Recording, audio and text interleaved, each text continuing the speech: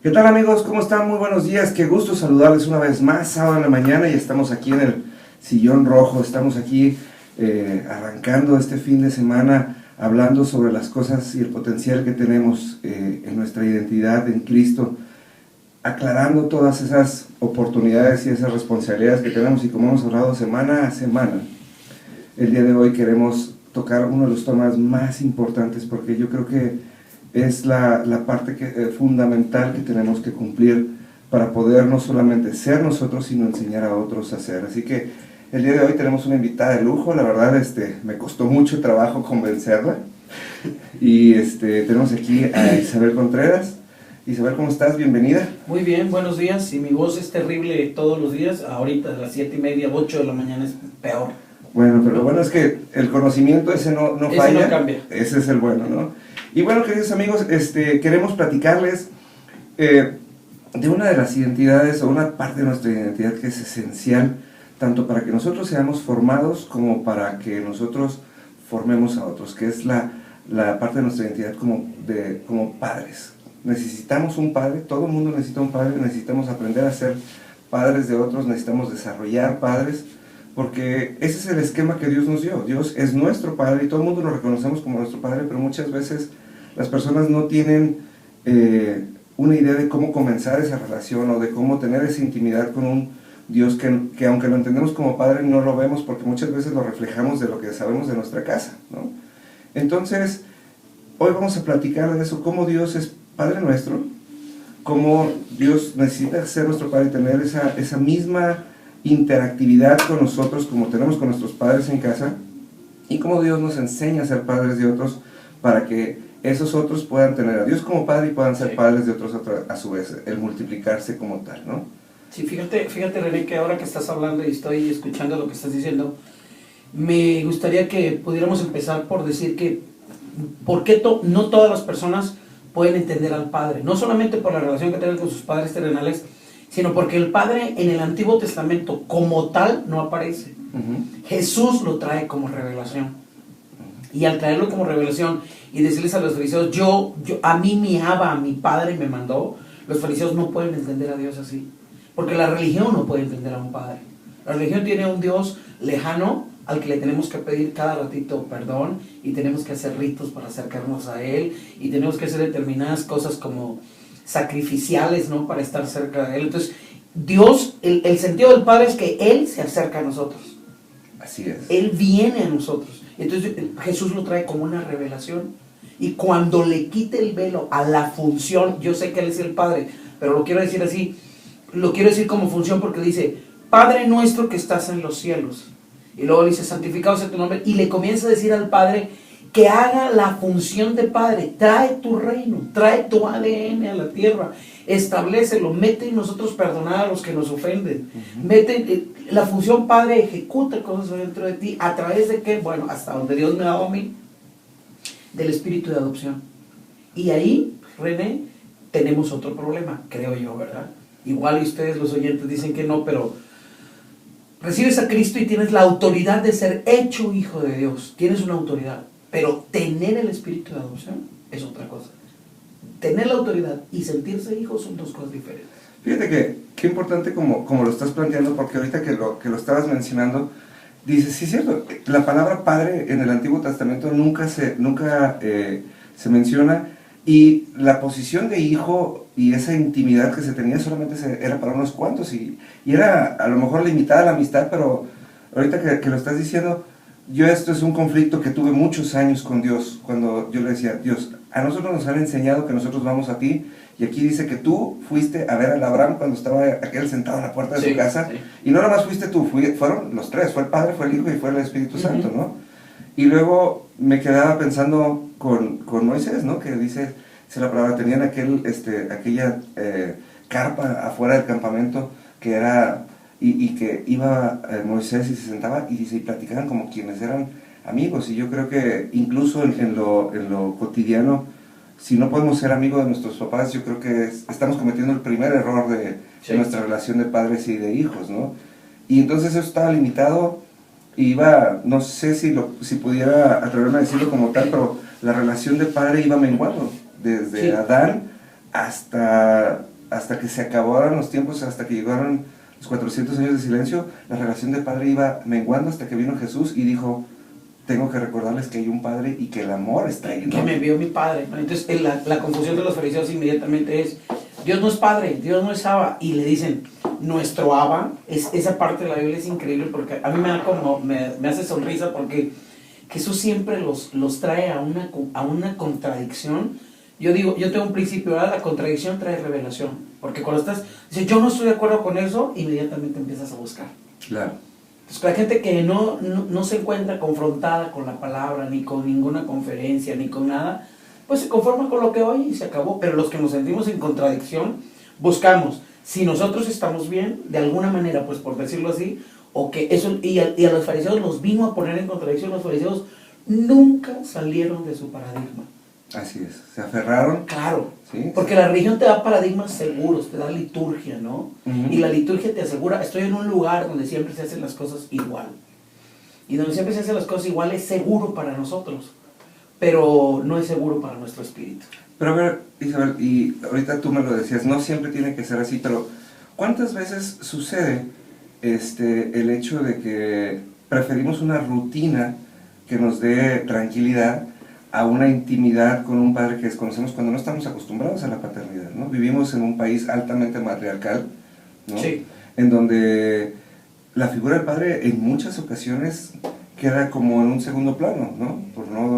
No puedo asegurar ni quiero ofender a nadie, claro. menos en la radio, pero es una realidad que no estamos acostumbrados a tener esa paternidad y luego nos cuesta trabajo y por eso muchas veces preferimos quedarnos con algo que ya sabemos que funciona, entre comillas, ¿no? Yo creo que venimos arrastrando como una tradición, híjole, se va a sonar bien feíto, pero es como una tradición farisea de nosotros nos acercamos a ti, nosotros vamos hacia ti.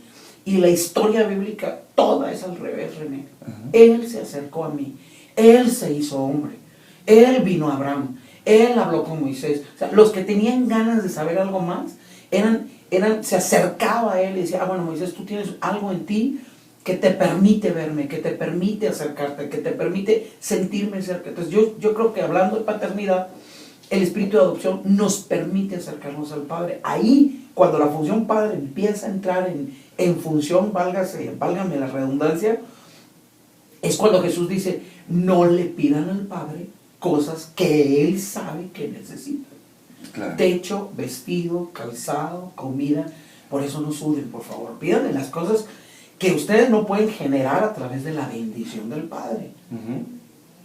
Y entonces Jesús dice, si ustedes no tienen como Padre, eso entra dentro de la justicia y esas cosas que son comida, bebida, las básicas, son la añadidura de la función del Padre. De la función del Padre.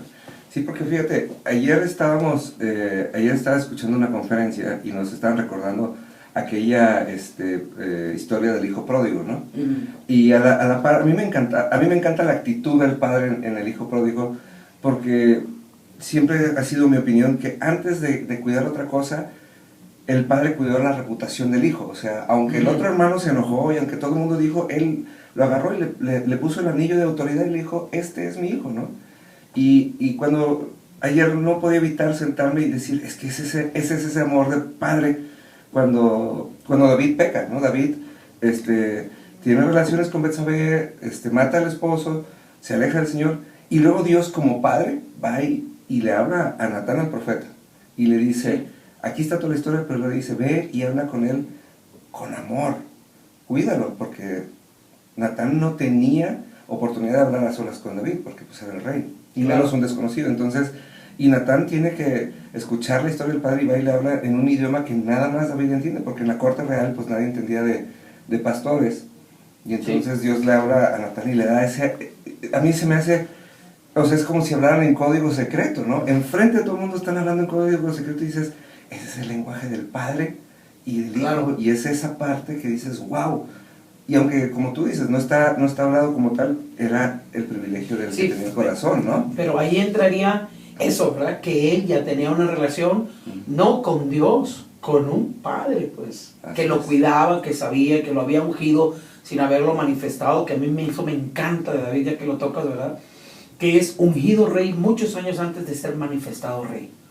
Nosotros fuimos ungidos reyes para un día ser manifestados en ciertas áreas reyes, pero ni esa nos creemos, ¿no? Ni la unción como reyes. Entonces, a mí de David me gusta mucho, esa profecía de Natán me gusta mucho porque le moldea el pensamiento a David. Mientras que ya tenía el corazón, sentía como Dios, todavía no pensaba como Dios, porque ese evento no es un pensamiento divino, pues. El evento de querer matar a un hombre, de tener relaciones con una mujer que no era su mujer. Entonces, Dios le comienza a moldear el pensamiento a través de una palabra profética, en un símil, en una forma de que él entendiera qué era lo que había hecho.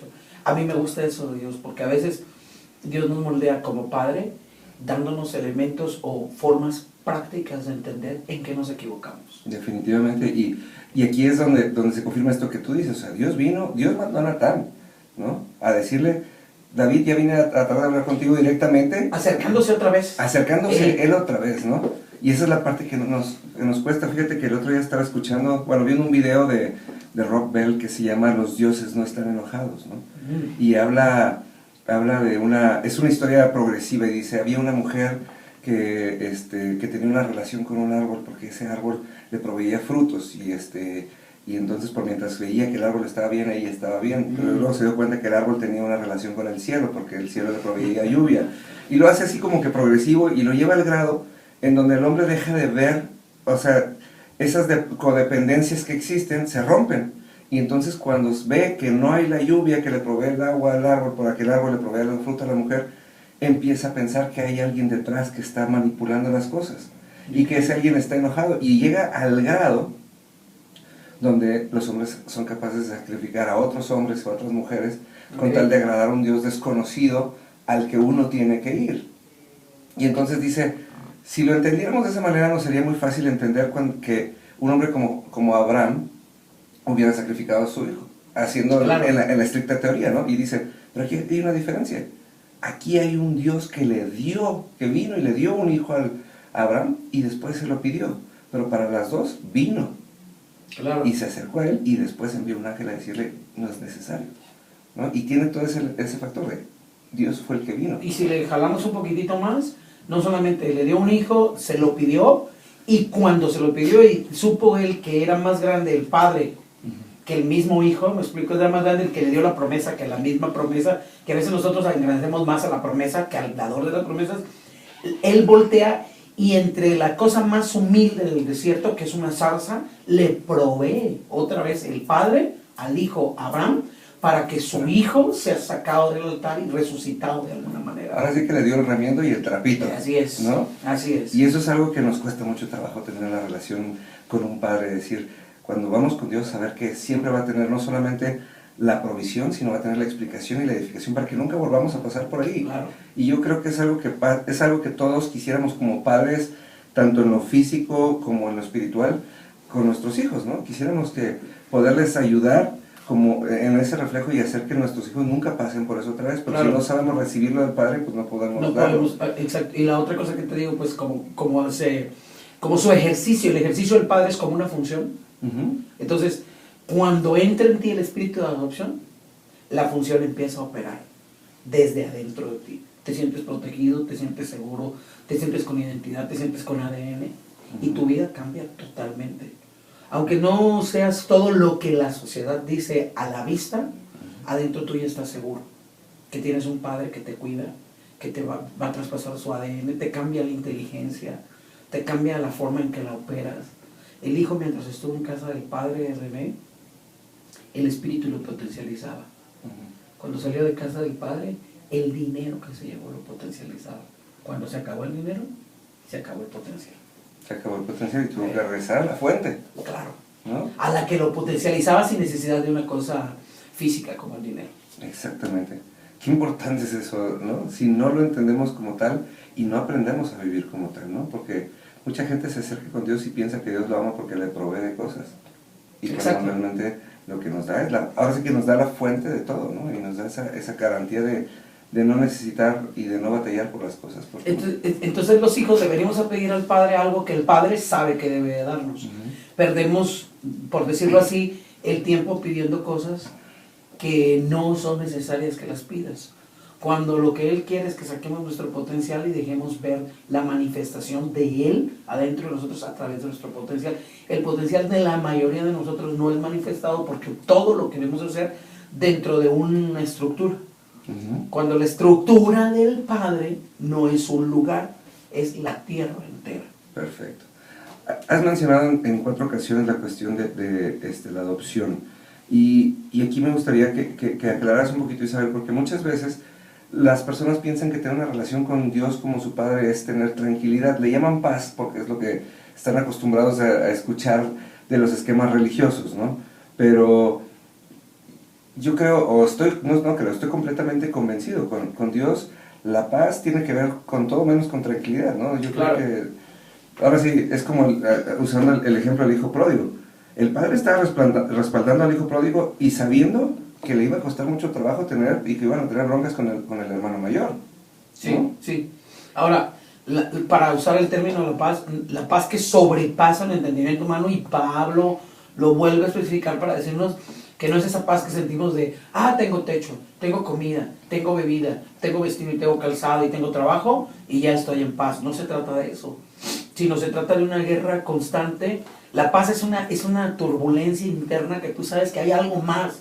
Estoy en paz con lo que tengo, pero quiero algo más.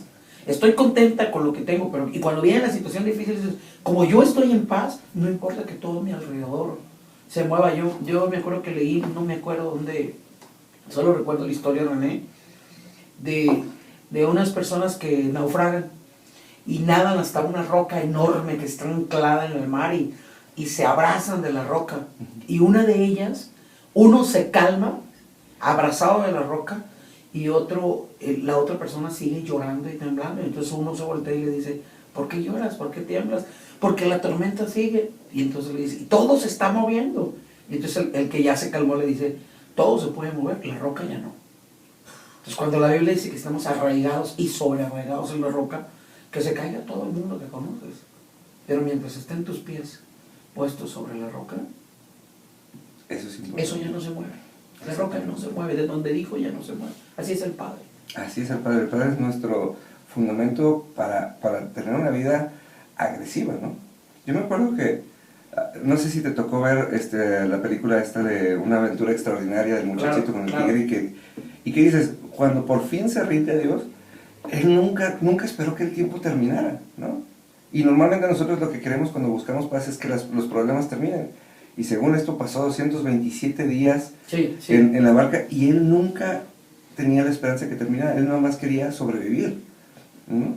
Y estaba convencido, estaba esperanzado a luchar, a seguir luchando, y se dio cuenta que tenía esa fuerza en Dios que le permitía seguir adelante y que les permitía descubrir cosas. Cuando llegan a la isla maravillosa esta, y cuando él se da cuenta que nada más es una etapa de descanso porque viene algo más, porque el descanso era tan peligroso porque se los iba a comer, y eso le dio ánimo y fuerzas. Y esa es la revelación que Dios nos da, que muchas veces la gente dice, aquí ya está tranquilito, aquí no me quiero mover, y entonces llega el Padre y te pica las costillas y te dice, no, esto es la punta del iceberg, vamos para el siguiente paso. Claro, ahora es increíble que, como tú dices, ¿verdad? Y a mí me gusta mucho cuando lo dices, el descanso es peligroso cuando el descanso te permite hacer una religión, pues. O sea, yo no debo de ir a un lugar de descanso, yo tengo el reposo adentro de mí. O sea, el reposo es Él. Jesucristo es mi reposo. Ya no importa lo que pase, la roca está dentro de mí y yo en la roca. Así es. Lo que venga ya no es problemático para mí porque tengo entendimiento de lo que está pasando. Me encantó a mí esa película. ¿Sabes qué me gustó mucho a mí? Cada uno tiene una perspectiva. A mí me encanta la palabra de Dios y todo esto, porque de 100 personas que te escuchan, hay 100 maneras de entender lo que estás diciendo, dependiendo de cómo vives, ¿no? Y la misma película, yo digo, ¿qué propósito tan enorme lo tuvo vivo este chavito? Solo porque Richard Packer, como decía él, estaba ahí. Claro. Él le agradeció a Dios la vida del tigre, porque su propósito era que vivieran los dos.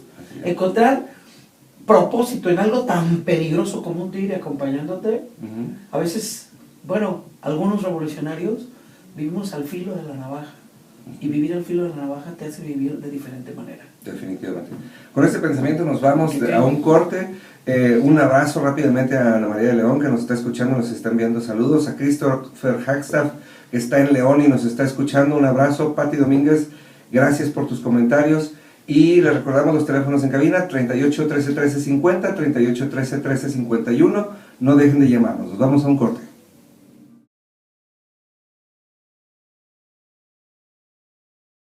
¿Qué tal, amigos? Estamos de regreso una vez más aquí en el Sillón Rojo y estamos platicando sobre el concepto de la paternidad. Hablábamos antes del corte sobre qué es una relación con Dios como Padre y cómo Dios nos exhorta a que le veamos como Padre para que podamos realmente entrar en esa dimensión. Y estamos ahorita muy enfocados en el Antiguo Testamento y de cómo solamente era para unos cuantos, pero ahora tenemos la posibilidad, la responsabilidad de ser hijos de Dios todos, ¿no? Y de ahí es en donde, sí, de donde partimos. Eso fue realmente lo que Jesucristo vino a enseñarnos, ¿no? Sí, ahora hablando de esto, de que hablábamos del Padre y lo que Jesucristo vino a revelarnos como Padre, me encantaría decirte que cuando te dije que es una función, entonces la función Padre ejerce, se percibe igual pictográficamente, ilustradamente, como es el hebreo, se percibe igual que una fuente.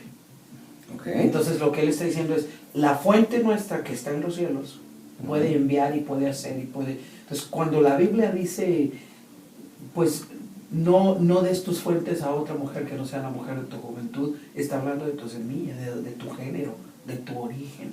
O sea que no se está limitando a lo físico, sino se está limitando desde a todo. Tu enseñanza, tu oración, a todo. Entonces, cuando se convierte para ti en una fuente que es ese entendimiento que llega a ti de sentirse hijo. Me explico, porque hay gente que sabe, soy hijo, dice, pero por la pura autoridad de decir en el nombre de Jesús, ¿no? Pero no sientes que tu primogénito es tu hermano, o sea, que Jesús es tu hermano y que de verdad vienen de la misma fuente. Bueno, pero es que empecemos por ahí porque nunca nadie nos ha enseñado. Ahora sí que aquí en la tierra es pocos los que nos enseñan a ver a Jesús como nuestro hermano mayor, sí, y que ese hermano mayor no tiene otra función más que llevarnos al Padre. Así es. Y nos quedamos estancados en Jesús, que no terminamos de ubicarlo ni como Dios, ni como Padre, ni como hermano, ni como ningún lado, y no nos lleva a ningún lado, ¿no? Y eso es algo que me fascina. Él dice, yo soy la puerta hacia el Padre, yo soy el camino hacia el Padre. Y lo único que está diciendo es, yo soy el hermano que vino primero, y tuve una relación con el Padre como tú la debes de tener y a enseñarte cómo. Entonces digamos pues, René, que Jesús en Getsemaní lo que está pidiendo es, no quiero dejar a la esposa, que es la iglesia, el corporativo, y no quiero dejar a mis hermanos en la tierra solos. Llora, suda por nosotros sangre, porque sabe que lo tienen que llevar a la cruz. Tal vez el concepto entero no está ahí, y entonces Dios le da a entender, súbete a la cruz, que no los vas a dejar solos. Y Él se los comienza a revelar a los discípulos, ¿en dónde te puedo decir que estaban? Pues les voy a decir, no los voy a dejar solos, no se van a quedar huérfanos. Les vamos a mandar, mi Padre y yo, la esencia de nosotros, el Espíritu Santo, para que funcione, para que la misma fuente nos conecte. Entonces, el Espíritu de adopción no es el Espíritu Santo. El Espíritu Santo hace que nos sintamos, nos lleva a la verdad de sabernos hijos. Exactamente, y es por eso que mucha gente tiene la falsa idea de que, a mí me toca escuchar mucho esto, de la gente que siente culpa por no tener una relación con el Espíritu Santo cuando realmente es el vínculo. Exacto, el enlace, el link, ¿no? Exactamente. Okay. Es con quien hacemos clic para tener acceso a la fuente. Sí, porque todo el mundo cree que el Espíritu Santo es una... ¿cómo lo diré? Como una energía, como una esencia que flota, etérea, en algún lado de nosotros. No sé en dónde exactamente piensan, ¿verdad? Pero el asunto es que cuando fluye vida de ti, cuando ríos de agua viva salen, cuando tu vida cambia y tú comienzas a ser un espíritu vivificante, no un simple ser viviente, no eres el primer Adán, sino que no solamente respiras y tienes vida, que es un ser viviente, ahora eres un espíritu que vivifica a otros. ¿Por qué? Porque la fuente que le da vida a todo está dentro de ti. Yo siempre lo he visto de esta manera, es como, porque es algo completamente igual y nadie lo ve, pero todo el mundo lo entiende, ¿no? Yo me acuerdo mucho cuando yo estaba estudiando y ahora sí que yo era el hijo del dueño del changarro, ¿no? Ajá. Y entonces todo el mundo todavía decía, sí, el niño que viene a jugar al trabajo, ¿no? Hasta que un día te ponen a hacer algo y te pones las pilas y todo el mundo se da cuenta que algo cambió. Porque la confianza de tu papá está detrás de ti y existe eso, o sea, existe ese algo que nadie entiende, pero que de repente se hace tangible y que tú tienes toda la libertad de ir a hablar, no solamente en el nombre de tu Padre, Sí. sino en tu propio nombre, ¿no? Y ese es ese Espíritu Santo, cuando nos la creemos de que somos hijos y que tenemos toda la autoridad del Padre para hablar, para hacer, y ahora sí que para cumplir con toda la función, ¿no? Sí, entonces, cuando tienes el espíritu de adopción, René, no puedes hacer otra cosa más que parecerte a tu padre. O sea, si adentro de ti está sembrado el ADN de tu padre, ¿cómo es posible que alguien diga, yo soy hija de Dios, o yo soy hijo de Dios, y lo que produce no se parece a Dios en nada? Si Él es tu fuente. Así es. Si de donde bebes es... Creo que nos estamos entendiendo en la simbología, ¿verdad? Tienes el respaldo en lo que... Eso es lo que Jesús vino a decirles. Vayan y en el nombre de mi Padre, o en el nombre mío, porque yo represento a mi Padre aquí en la tierra, vayan y tomen lo que te... O sea, no tienes espíritu de conquista. ¿Por qué? Porque Dios tiene espíritu de conquista. Pues. La capacidad de un padre es extender influencia en territorios, en personas, en líderes. Y nosotros no tenemos influencia. ¿Por qué? Porque no entendemos la fuente. Él quiso hacer de la tierra toda la vida el estrado de sus pies, su templo, toda la tierra, no templitos. No bodegas disfrazadas de iglesias. Por ejemplo, ¿no? Sin querer ofender a nadie, pero la verdad es que todas las iglesias somos casas de enseñanza.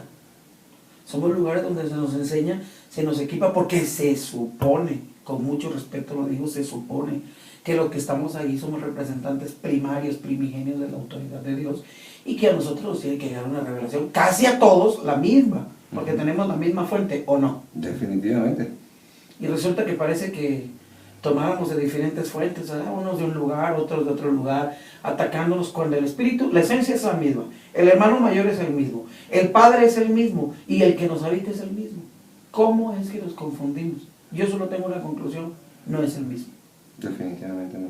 No, yo se lo digo a mucha gente, cada quien tiene su Dios, ¿no?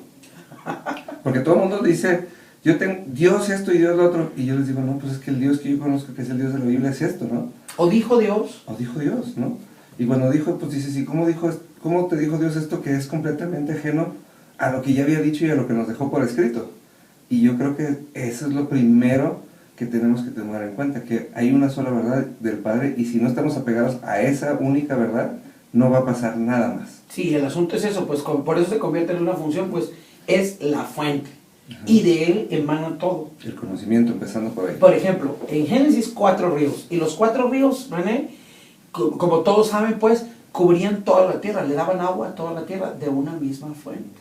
La idea de Dios es volver a establecer una especie de Edén en nosotros, no un Edén físico, sino nosotros el Edén, y de nosotros emanar los ríos de agua viva que le van a dar de beber agua a toda la gente, así como Él se subió a la cruz, y allá en la cruz se hizo pan para dar de comer a la gente hambrienta, para todos, nosotros igual. El secreto yo compartía, ¿verdad? Yo creo que tú me viste el jueves, ya no sé qué día, compartía, ¿verdad? Que el secreto de ser semilla y no un simple creyente es que te siembres, te mueras, se coman de ti, te vuelvan a escupir y vuelvas a salir, y te mueras y te comen. Eso es todo el asunto, porque el asunto es, quiero que lleven fruto, y que el fruto sea abundante y que el fruto permanezca. Exactamente. Ahora, Isabel, para entrar un poquito ya más en materia, y sobre todo para que podamos dejarlo claro, ¿cómo o qué en específico necesitamos hacer para sernos verdaderos hijos, y cómo aprendemos a ser padres? Híjole, qué buena pregunta. Yo creo que específicamente para ser hijos necesitamos entender que, 1, que Él es nuestra fuente. 2, que necesitamos representarlo con el ADN. O sea, quiero decir, necesitamos aprender de Él, tomar de Él todo. Su palabra es su ADN. A ver, aquí voy a hacer un paréntesis porque yo sabía que me ibas a contestar esto, porque a mí me encanta el ADN, y cuando decimos el ADN el ADN te da la similitud, es donde regresamos a ser a imagen y semejanza de Dios, Okay, ¿no? sí. Y podemos hacer todo. Pero luego entra la famosa humildad, no, es que yo soy humilde, y yo no puedo andar diciendo, yo no puedo andar haciendo. Si Dios quiere, puede suceder. Y cuando nos entendemos con el mismo ADN, ahora sí que como hijos ya no podemos decir si Dios quiere, porque nosotros sabemos lo que Dios quiere y lo que Dios no quiere, ¿no? Ok. Entonces, si adoptamos el ADN, ¿en dónde queda la humildad? No te enojes conmigo en el aire. No, que cuál en el aire. No, es que esta humildad, la humildad la hemos malentendido. Okay. Comenzamos con, para la gloria de Dios, cuando realmente lo que queremos es que nos miren. No entendemos que somos representantes, embajadores, que lo que se mire de nosotros viene de Dios. La humildad, como la hemos conceptualizado, no existe. Yo leo a José y José les dice a sus hermanos, me gusta muchísimo ese pasaje, les dice, dígale a mi papá toda mi gloria en Egipto. Porque en la forma en que tú tienes humildad de algo, René, en esa forma me hablas de tu inseguridad. O sea, si Dios te dio talentos a ti para hacer esto del radio, yo sé que eres humilde para venir a invitar a cualquiera que te pueda ayudar y te pueda enseñar. Cuando me refiero a humildad es la aceptación de ser enseñado. Definitivo. ¿No? Pero no tienes que decir, pues, gloria a Dios. No es el concepto real, pues, de humildad. Decir, Dios me lo permite, Dios que me usa. Dios no usa, Dios no somos Kleenex, somos pañuelos que se pueden lavar y reutilizar. Yo considero que Dios te equipó como me equipó a mí, con dones, con talentos, con cosas específicas para que hagamos lo que sabemos hacer. Como nuestro ADN nos lo da. Con nuestro ADN, exactamente. Sin esa humildad, esa modestia cristiana de, ay, para la gloria de Dios, no. Si a mí me toca y soy buena cocinera, pues soy buena cocinera. ¿Qué le hago? Pues son mis talentos. Así es. No tengo que tener una falsa humildad de, pues ahí Dios que me dice cuánto de sal poner, por amor a Dios, si No, está en tu ADN. Pues sí, claro. Aparte Dios no viene y lo prueba.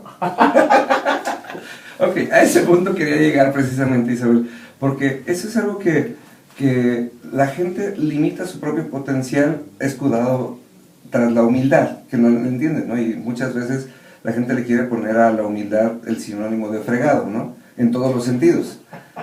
Y muchas veces terminamos en un plano extremadamente mediocre por el hecho de hacernos humildes y no de reconocer el ADN del hijo, ¿no? Y por eso te lo pregunto ahorita, porque tú has insistido mucho en el concepto y me encanta escuchar el concepto del ADN. Yo soy, desde que lo he escuchado y he investigado sobre cómo funciona el ADN y lo he tratado de llevar y aplicar en la Biblia, es precisamente eso, cómo somos hijos cuando nos entendemos con el ADN y que nuestro trabajo no es hacer que nosotros nos veamos chiquitos y Dios se vea grande, sino que Dios se vea grande a través de la claro, a través de la grandeza que tú estás manifestando.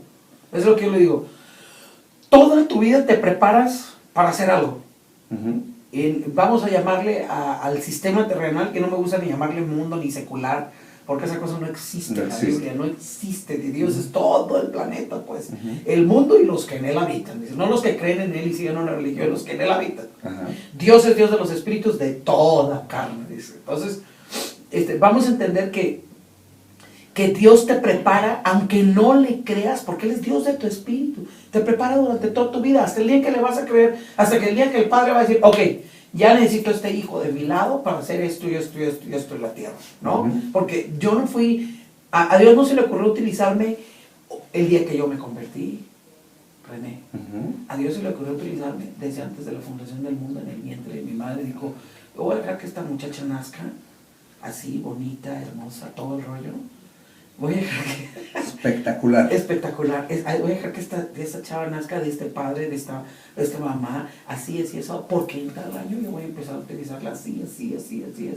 Si no, ¿cómo entendemos que Dios es Dios de los espíritus en toda carne y que la Biblia dice que no naciste de voluntad de hombre o de mujer, sino de voluntad de Dios? Uf, qué pesado es eso. Sí, a mí no me encontraron en la tierra, a mí me enviaron, como a ti, a la tierra a hacer algo. Hacer algo. Fíjate que estábamos, y es algo que me gusta, y yo sé que tú lo entiendes de una manera diferente porque tú vives de esa manera, ¿no? Pero tenemos un grupo con leyendo un libro que se llama Jasón, que es la palabra hebrea para visión, y lo que te lleva a este libro es precisamente eso, a descubrir cuál es la visión que Dios tenía. Y me encanta porque todo el mundo piensa que Dios te va a enseñar algo nuevo. Y la metodología del libro es exactamente todo lo contrario. Te lleva a todas tus experiencias pasadas, a todos tus valores, a todo lo que Dios ha hecho, para demostrarte que toda tu vida ha tenido un propósito, aún desde antes de haberte decidido a seguirlo. Ok. Todo había estado exactamente ahí, conformado por el ADN. Amigos, regresamos, vamos a un corte. Les recordamos los teléfonos en cabina, 38 13 13 50, 38 13 13 51. Regresamos en un momento.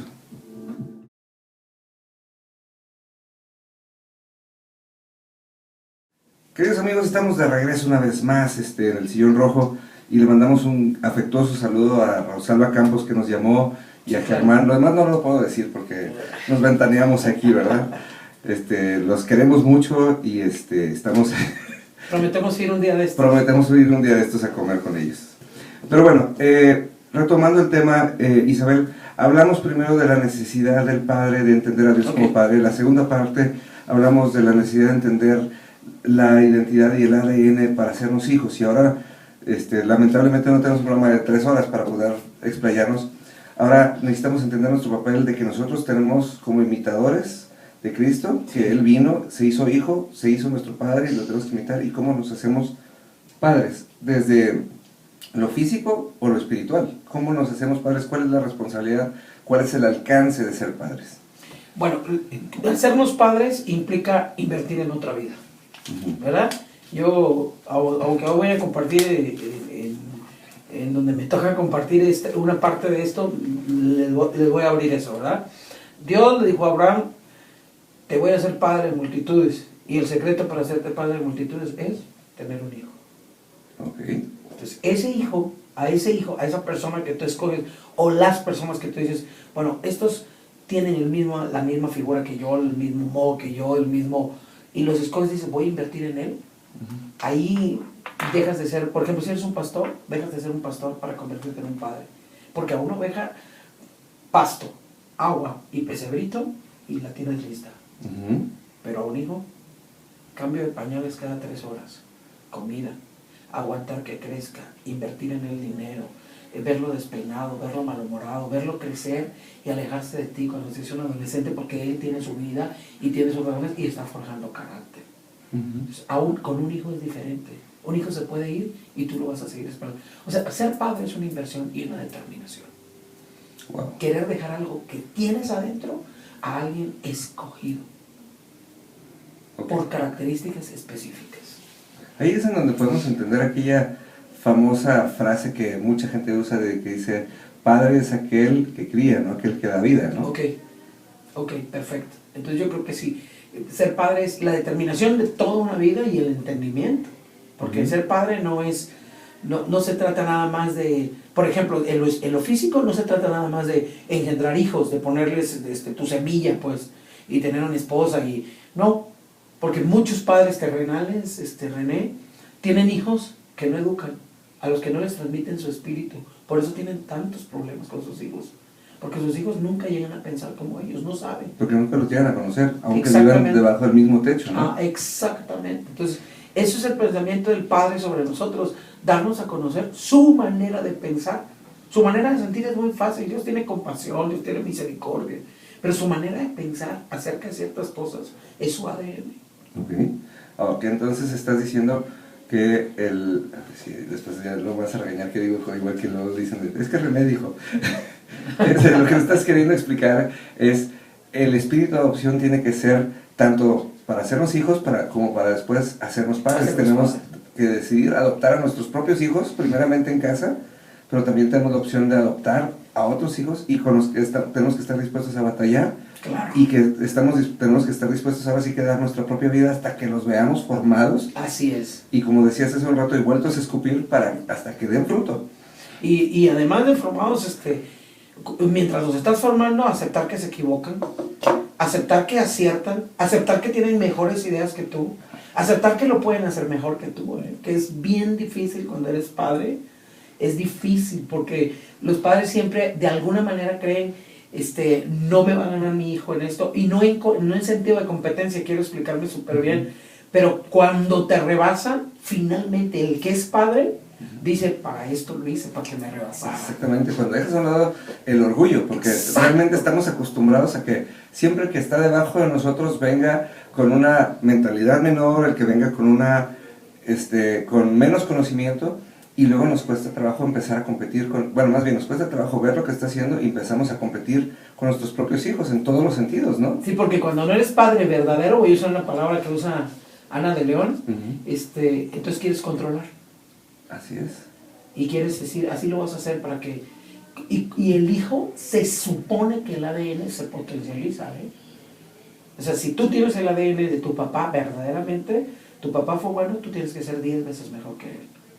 Porque el ADN en la época en que naciste se activa mejor que en la época que nació tu papá. Todo lo que está ahí, o sea, todo lo que Dios nos ha dado está adentro de nosotros latente. El Espíritu Santo dice, sácalo. Y uno no lo saca porque tienes miedo, porque tienes temor, porque por eso te revolucionan y todo ese rollo. Pero básicamente ser padre es una determinación. Decir, ¿sabes qué? Me voy a encargar de esta persona así, como un hijo. Le voy a aguantar sus aciertos, sus equivocaciones, pero cuando triunfe, lo voy a dejar volar solo, sin mí, sin que tenga que llevarme a mí de padre como lastre. Aunque si ve la Cheyenne, papá. Exactamente, ¿No? que rebase la generación, pues, que rebase la expectativa de la generación. Si tú crías un hijo para que no rebase tus expectativas, no estás creando un hijo. Definitivamente. Estás creando un bastardo al que puedes controlar. Exactamente. El que siempre va a tener que estar agradecido y dependiendo de ti. Muy bien, así es. ¿No? Pero el mismo Jesús nos lo enseñó, ¿no? Donde Jesús terminó, nosotros empezamos. Eso es, yo creo que se ha convertido en mi segunda cita favorita. Las mismas obras que yo hice, ustedes harán y mayores. Rebase la expectativa. Aquí, o sea, no se conformen con sanar ciegos y no se conformen con levantar muertos. Ahora sí que yo por eso estoy echándoles porras desde allá con mi padre, ¿no? Eso para es. Que ustedes hagan. Ser padre es ser plataforma del siguiente lanzamiento. Así es. Albert Einstein decía, si estoy aquí y descubrí lo que descubrí, es que porque estoy parado sobre hombros de gigantes. Entonces, ser padre es ser la plataforma del próximo lanzamiento. Y toda tu vida gira alrededor de cuándo lanzo a mi hijo a ser una estrella más, porque eso dijeron a Abraham, tú serás como las estrellas. Entonces, los hijos de nosotros son como las estrellas del cielo. Son señales para el cielo y como la arena del mar, son señales en la tierra. Definitivamente. Y ninguno de los dos los podemos ni alcanzar ni contar. No, así y eso es algo que tenemos que poder tener esa visión de lanzar a un hijo, aunque jamás lo podamos alcanzar, porque ese es el éxito, ¿no? Cuando nuestro hijo se vuelve inalcanzable, porque las siguientes generaciones van a ser exactamente igual, ¿no? Imagínate. Es como, tenemos a Joel Osteen, ¿no? En Houston, ¿no? Que su padre durante 30, 40 años fundó una pequeña iglesia y a su hijo, el más pequeño, se la entregó y de repente se convirtió en la iglesia más grande de los Estados Unidos en cuestión de 2 o 3 años. Algo que su papá, a pesar de ser mucho más profundo y ser mucho más, nunca logró, pero tuvo el potencial y la sabiduría de soltarlo, ¿no? Yo creo que, sí, así es. Yo creo que una de las cosas que mejor hizo David, ahorita que decías de Joel Osteen, una de las mejores cosas que hizo David fue atesorar para su hijo Salomón.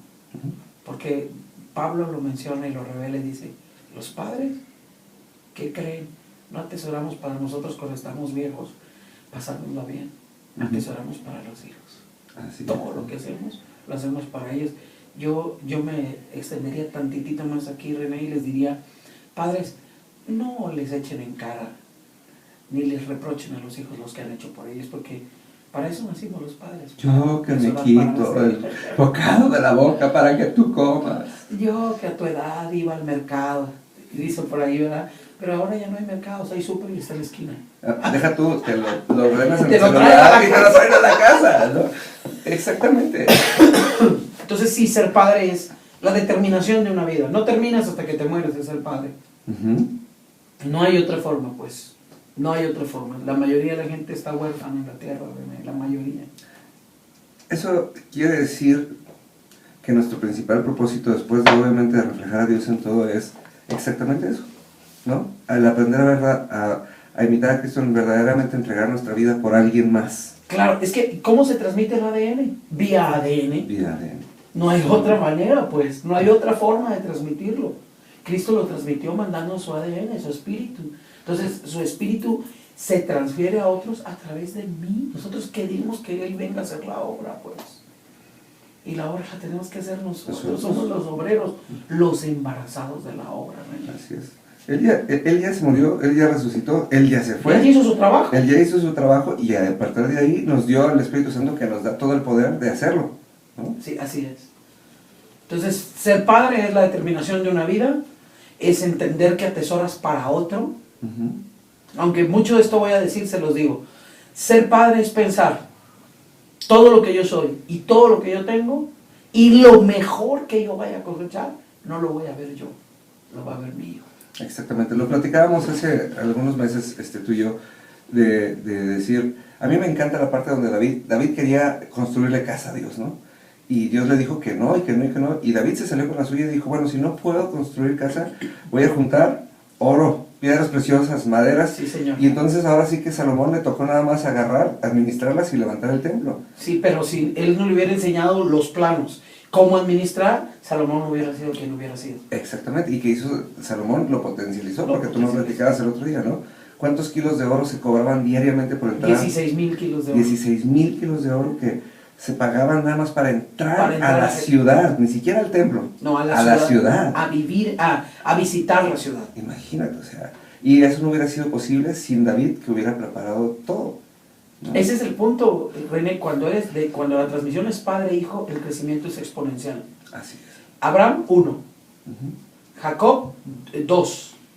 Perdón, no, Isaac, 2. Y Jacob, 12. 12. Exponencial. Definitivamente. No, y de esos 12, todo un pueblo, porque de ahí fueron las 12 tribus y fueron los que entraron a Egipto y los que salieron millones, Así es. ¿no? Salieron que 2.7 millones, no sé cuántos están diciendo ahí. Jesús, multitudes alrededor de él, pero potencializado en 12 hijos que cubrieron el mundo entero de su Hasta el día de hoy. Hasta el día de hoy. Hasta el día de hoy, ¿no? En esa simbología tan maravillosa que dices 12, gobierno, y gobernó el mundo y lo sigue gobernando, ¿no? Así es. Hasta el calendario todo se rige a través de esos mismos Todo, números el y número esas- de gobierno. El número de gobierno.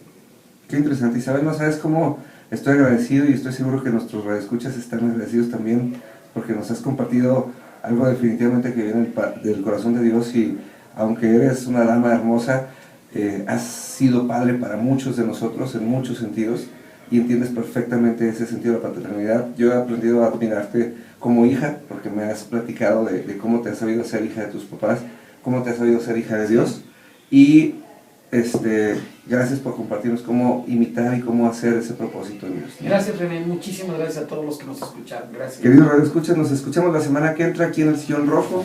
No dejes de sintonizarnos.